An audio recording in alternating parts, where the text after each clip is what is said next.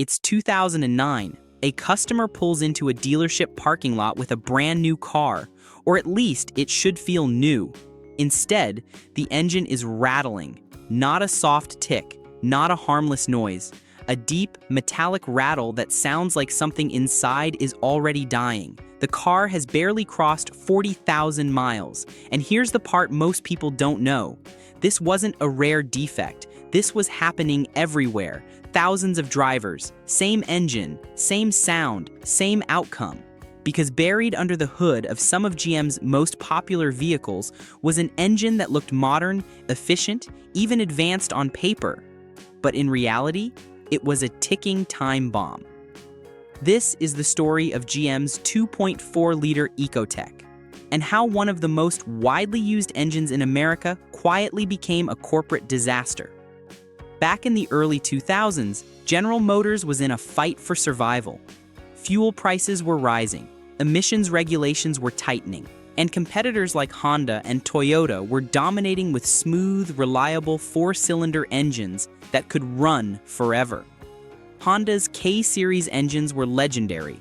Toyota's 2AZ FE was proving bulletproof in Camrys across the country. These weren't just engines, they were reputation builders. And GM? They were still trying to shake off the ghosts of the 1990s, the quad-4 engines that were loud and prone to head gasket failures. The 3800 Series 2 with intake manifold gasket problems, the Northstar V8 that ate head bolts for breakfast. The company desperately needed a win. GM needed something new, something efficient, something global. So they doubled down on a platform called Ecotec. The idea was simple. Build a modular, all-aluminum engine family that could be used across multiple brands: Chevrolet, Pontiac, Saturn, Buick, one architecture, endless applications, manufacturing efficiency, parts sharing, global scalability. It was the kind of strategy that looked brilliant in boardrooms. And by 2006, they introduced what they believed would be their workhorse, the 2.4-liter Ecotec, known internally as the LE5. On paper, it looked perfect. It used a 4.0-inch bore and a 3.7-inch stroke, giving it a displacement of 2,384 cc. It featured an aluminum block and head, dual overhead cams, and variable valve timing on both intake and exhaust. The VVT system was supposed to optimize power delivery and fuel economy across the RPM range. It allowed the engine to adjust cam timing on the fly, adapting to driving conditions. Compression ratio, around 10.4 to 1. Pretty aggressive for a mass-market engine. That high compression meant better thermal efficiency. More power from less fuel, better emissions. Power output, about 164 to 177 horsepower depending on the model. Torque sat around 159 to 172 lb-ft. For a naturally aspirated four-cylinder in the mid-2000s, those numbers were solid. It was efficient, it was modern, and most importantly, it was everywhere. Chevy Malibu, Pontiac G6, Saturn Aura, Chevy Equinox, GMC Terrain, even the sporty Chevy Cobalt and HHR SS in modified forms. The Buick LaCrosse got it. The Pontiac Solstice and Saturn Sky had turbocharged variants. The Chevy HHR used it as a base engine. Millions of units. Production ramped up at plants across North America, Tonawanda, Flint, even international facilities. And that's where the real problem began. Because when an engine this widespread has a flaw, it doesn't stay small. At first, everything seemed fine. Drivers enjoyed decent fuel economy. The engine felt smooth enough, and GM pushed it hard as part of their global engine strategy. Marketing materials highlighted the advanced engineering, the variable valve timing, the all-aluminum construction. Reviews were generally positive. Car magazines praised the balance of power and efficiency, but then the complaints started. Subtle at first, a little ticking noise on startup, a faint rattle under acceleration. Owners mentioned it during oil changes. Technicians said it was normal. They all do that, became a common response. Most people ignored it, until they couldn't, because what that sound really was timing chain failure. And not just occasional failure. We're talking widespread systemic issues. Inside, the 2.4 Ecotec was a timing chain system that relied on proper oil flow and tension to keep everything in sync. The cams, the crankshaft, the entire valve train. Unlike older engines that used timing belts with scheduled replacement intervals, this was supposed to be maintenance-free. The chain was metal. It should last the life of the engine. That was the theory. But there was a problem. The oiling system wasn't as forgiving as it needed to be. The oil pump was gear-driven, located at the front of the engine. It fed pressurized oil through passages to the main bearings, rod bearings, camshaft journals, and critically, to the timing chain tensioner. That tensioner was hydraulic.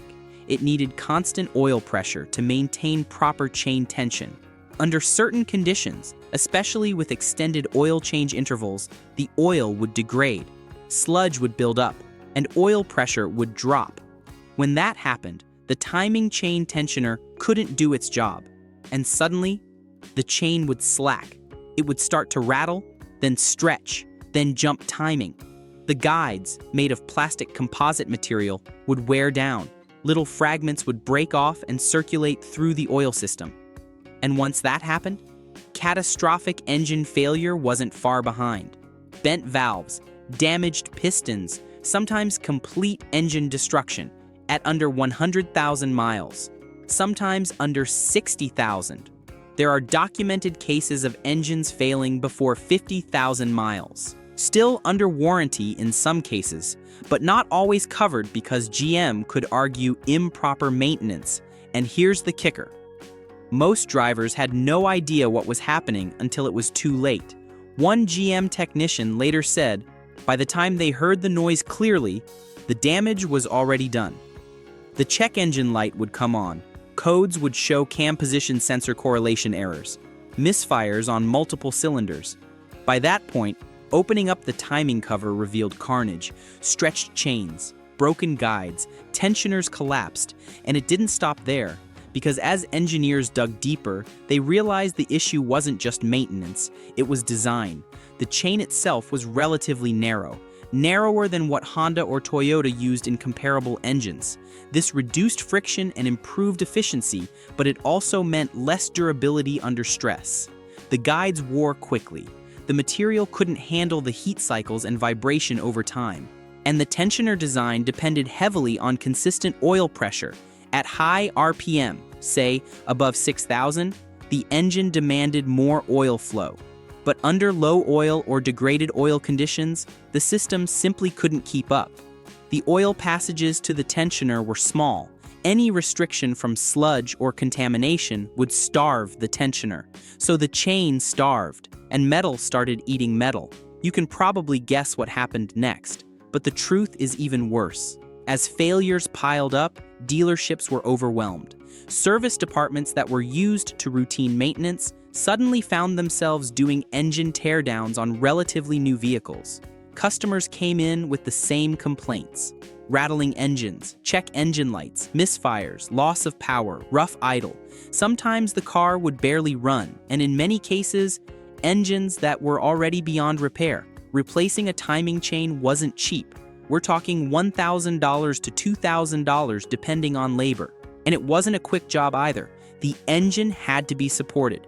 Motor mounts removed, the front cover pulled, timing set, new guides, new tensioner, new chain, 8 to 12 hours of labor in many cases. Replacing an entire engine, that could hit $4,000 to $6,000 for cars that were barely a few years old. A Chevy Malibu owner from Michigan reported paying $4,800 for a replacement engine at 67,000 miles. A Pontiac G6 driver in Texas faced a $5,200 bill at 72,000 miles, and for many owners, warranty coverage had already expired. GM's powertrain warranty typically covered 5 years or 100,000 miles, but that was only for the original owner. And it didn't always cover timing chain issues if there was any evidence of delayed oil changes. Because technically, GM's recommended oil change intervals allowed up to 10,000 miles between services. They had introduced an oil life monitoring system that calculated oil degradation based on engine revolutions, temperature, and operating conditions. For many drivers, that meant changing oil once or twice a year. But in real-world conditions, that was a death sentence for this engine. The oil simply couldn't maintain its properties that long under the stress of daily driving. Stop-and-go traffic, short trips where the engine never fully warmed up, hot summers, cold winters, all of it degraded the oil faster than GM's algorithm predicted. And then came the oil consumption issue. Because yes, there was more. Many 2.4 Ecotec engines began burning oil at an alarming rate. We're not talking about a quart between changes. We're talking a quart every 1,000 miles, sometimes worse. Some owners reported adding 2 or 3 quarts between oil changes. That's not a leak. That's not normal wear. That's a fundamental problem. The culprit? Faulty piston rings. The low-tension rings, designed to improve fuel efficiency, allowed oil to slip past into the combustion chamber. Lower tension meant less friction. Less friction meant better MPG and lower emissions. But it also meant less effective oil control. It burned silently, no leaks, no smoke in many cases, just disappearing oil.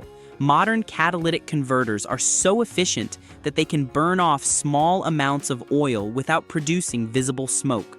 Drivers wouldn't notice until the oil level dropped dangerously low, and when oil levels drop in an engine already sensitive to lubrication, everything accelerates: timing chain wear, bearing damage, internal scoring. The piston skirts would scuff against cylinder walls, bearings would start to wear unevenly, the cam lobes would see accelerated wear. It was a perfect storm. There are stories, real ones, of engines seizing on the highway, of drivers losing power without warning. A woman in Ohio reported her Chevy Equinox shutting down completely while merging onto the interstate. No warning, just sudden loss of power. She coasted to the shoulder. The engine wouldn't restart. Later inspection revealed the engine had seized due to oil starvation. The oil level was 3 quarts low.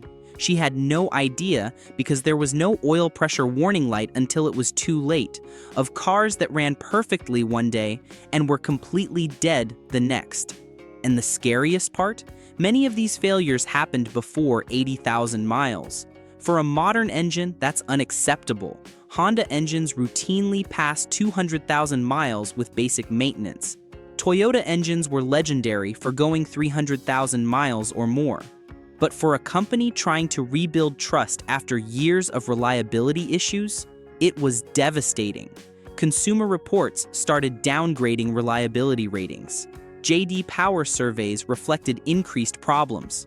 Online forums exploded with complaints. Eventually, the pressure reached a breaking point.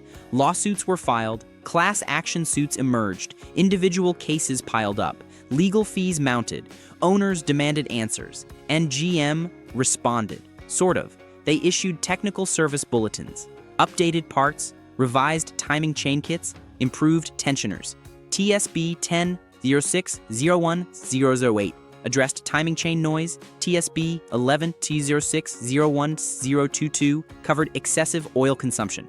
There were updates for PCV systems, piston ring designs, and oil consumption testing procedures. In some cases, they extended warranties for specific vehicles. Certain model years got extended coverage to 10 years or 120,000 miles for timing chain issues. But it wasn't universal. But there was no massive recall, no full admission of a systemic design failure, no public acknowledgement that the engine had fundamental flaws. Instead, the fixes came quietly, piece by piece, too late for many. By the early 2010s, GM began phasing out the problematic versions of the 2.4 Ecotec. Newer variants, like the direct-injected LAF and LEA engines, tried to address some of the issues. They introduced better oil control, stronger components, revised PCV systems. The newer engines used redesigned pistons with improved ring tension, better timing chain materials, improved tensioners with larger oil feed passages. Direct injection allowed for more precise fuel delivery and better efficiency without relying on such aggressive ring designs. But the damage was already done. The reputation of the 2.4 Ecotec had been sealed, and in the used car market, it became something buyers learned to avoid or approach with extreme caution. Check any used car forum today. Mention a Chevy Malibu or Equinox from 2007-2012. The first question is always, has the timing chain been done? So how bad was it really? Let's put it into perspective. Millions of engines were produced, and while not every single one failed, the failure rate was high enough to trigger widespread concern, legal action, and long-term brand damage. For an engine that was supposed to represent GM's future, it became a symbol of its engineering shortcuts and its consequences. But here's the bigger question. How does something like this even happen? How does a major automaker with billions in R&D release an engine with such critical flaws? The answer is complicated. Cost-cutting, aggressive efficiency targets, extended service intervals designed to appeal to consumers. GM was under immense financial pressure. Development budgets were tight. There was pressure to match or beat competitors on fuel economy numbers. Every tenth of a mile per gallon mattered. Every gram of emissions reduction counted, and a design that, on paper, worked, but in reality had no margin for error, because engines like this don't fail instantly. They fail slowly, quietly, until one day they don't run at all. Today, the 2.4 Ecotec is still out there, still running in thousands of cars across North America. Some have made it past 150,000 miles with careful maintenance, frequent oil changes, constant monitoring, owners who changed oil every 3,000 to 5,000 miles regardless of what the computer said, who checked oil levels weekly, who addressed any unusual noises immediately. Those engines survived, but many didn't. And that's what makes this story so important, because it's not just about one engine. It's about what happens when engineering meets real-world use and falls short. It's about the gap between laboratory testing and real-world driving, between optimal conditions and harsh reality. It's about the consequences of cost-cutting in critical components, about the dangers of extended maintenance intervals on engines that can't handle them. In the end, the 2.4 Ecotec wasn't a complete failure on paper. It had solid specs, decent performance, modern design. But in the real world, it exposed a harsh truth, that even small weaknesses in oiling, in materials, in design can turn into massive problems when scaled across millions of vehicles. And that's exactly what happened here. So next time you hear a slight rattle from an engine, you might want to listen a little closer, because sometimes that sound is the beginning of the end. If you enjoyed this deep dive into one of GM's most controversial engines, let me know in the comments what you want to see next. Another failed design, a legendary motor, or a hidden engineering story most people don't know. And don't forget to subscribe, because the next story might be even crazier.